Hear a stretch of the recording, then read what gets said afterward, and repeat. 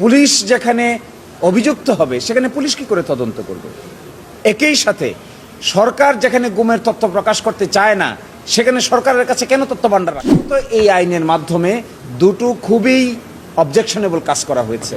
একটা হলো গুমের তদন্ত করতে দেওয়া হয়েছে পুলিশকে, আর তথ্য ভান্ডার সংগ্রহ করার জন্য বলা হচ্ছে সরকারকে।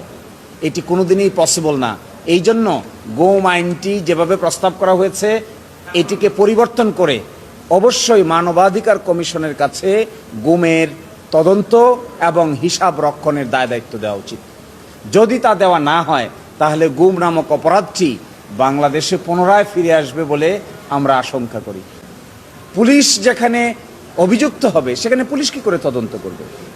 একই সাথে সরকার যেখানে গুমের তথ্য প্রকাশ করতে চায় না সেখানে সরকারের কাছে কেন তথ্য ভান্ডার রাখতে হচ্ছে? So this is very outrageous. We expected that the government will formulate an upgraded version of enforced disappearance law. But upon consideration of the evidences now in our hands, we see government actually degraded the standard of GUM law. Enforced disappearance আইনের basic spirit থেকে তারা সরে এসেছেন। আরেকটা কথা মনে রাখতে হবে, এনফোর্সড ডিসঅ্যাপিয়ারেন্স কিন্তু আন্তর্জাতিক অপরাধ। এই অপরাধ বাংলাদেশের পেনাল কোডে কোনোদিন ছিল না। যদি তাই হয়ে থাকে তাহলে আন্তর্জাতিক স্ট্যান্ডার্ড মানতে হবে। আন্তর্জাতিক স্ট্যান্ডার্ড না মেনে গুমের তদন্ত হবে কিভাবে?